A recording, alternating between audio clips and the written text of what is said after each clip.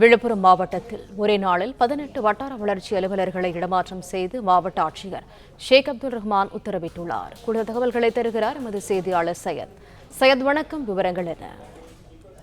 வணக்கம். விழுப்புரம் மாவட்டம் விழுப்புரம் வட்டார வளர்ச்சி அலுவலராக இருந்த ராமதாஸ் கண்காணிப்பாளர் வட்டார வளர்ச்சி அலுவலர்கள் உதவி இயக்குநர் தணிக்கை அலுவலராக விழுப்புரத்திற்கும், விழுப்புரம் கண்காணிப்பாளராக பணிபுரிந்த ஜானகி மாவட்ட ஊரக வளர்ச்சி முகமை ஒலக்கூர் வட்டார வளர்ச்சி அலுவலர் ரவி மாவட்ட ஊரக வளர்ச்சி முகமைக்கும், மரக்காணம் மேல்மணியனூர் விக்கிரவண்டி வானூர் கோலினூர் முகையூர் கண்டமங்கலம் போன்ற 18 வட்டார வளர்ச்சி அலுவலர்களை திடீரென இடமாற்றம் செய்து மாவட்ட ஆட்சியர் ஷேக் அப்துல் ரஹ்மான் உத்தரவிட்டுள்ளார்.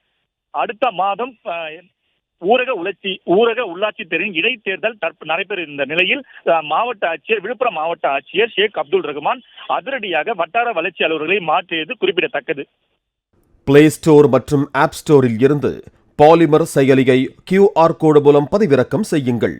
செய்திகளை உடனுக்குடன் பெறுங்கள்.